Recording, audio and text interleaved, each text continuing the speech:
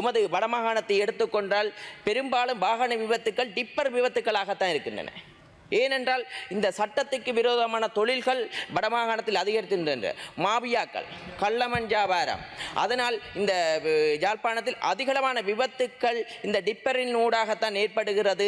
அதே நேரம் அந்த டிப்பர் சாரதிகளும் கூட போதைப் பொருள்களுக்கு அடிமையாக இருக்கிறார்கள். ஏனென்றால் இந்த அவர்களின் சிந்தனைகளை திசை திருப்புவதற்கு, அவர்களின் மனித வளங்களை சுரண்டுவதற்கு அந்த இளைஞர்களை போதைப் பொருள்களுக்கு அடிமையாக்கி இருக்கிறார்கள். இதற்கு ஒரு சிலர் அரசியல்வாதிகளும் உடந்தையாக இருந்திருக்கிறார்கள். நாங்கள் நிற்கின்றோம், கிளிநொச்சியில் எந்த தொழிற்சாலைகளும் இல்லாமல் இருந்தது. யுத்தம் முடிந்து 16 ஆண்டுகள் யாரும் இந்த தொழிற்சாலையை பற்றி கதைக்கவில்லை. ஆனால் மாவட்ட ஒருங்கிணைப்பு குழு கூட்டத்தில் கசிப்பை குறைப்பதற்காக பார் தேவை என்று மாவட்ட ஒருங்கிணைப்பு குழு கூட்டத்திலும் கூட அந்த பிரதேசத்தை பிரதிநிதித்துக் கொண்டு பாராளுமன்ற உறுப்பினர் மாவட்ட ஒருங்கிணைப்பு குழுத்தில் கிளிநொச்சிக்கு பார் தேவை என்று கேட்டிருந்தார். ஆனால் இன்று கிளிநொச்சி பிரதேசம் பூராகவும் பார் நிறைந்து வழிகின்றது. இந்த ஒரு அந்த பாராளுமன்ற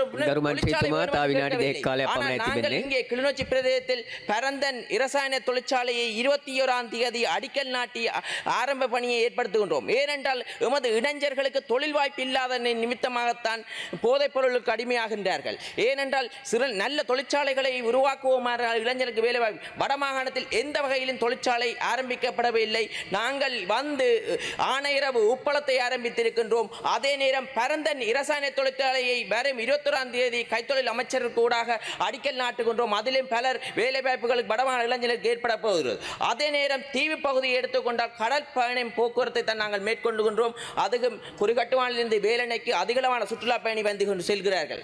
அங்கே வாகனங்களை கொண்டு போய் செல்ல முடியாமல் இருந்தது, படகில் தான் செல்வது. எமது அரசாங்கம் வந்து புதிய பாதை, போக்குவரத்து பாதையை இது பெரியில் வாகனத்தை ஏற்றி கூட செல்லக்கூடியது. இந்த அனைத்து நேரத்திலும் கூட அந்த அபிவிருத்தி இடையில்லாமல் வேலை நடைபெற்று கொண்டது. வெகு சீக்கிரமாக நைனாதீவுக்கு பாதையினூடாக வாகனத்தை கொண்டு சென்று பயணிகள் அங்கே தமது சேவைகளை பெறக்கூடியதாக ஏற்படுத்துகின்றது.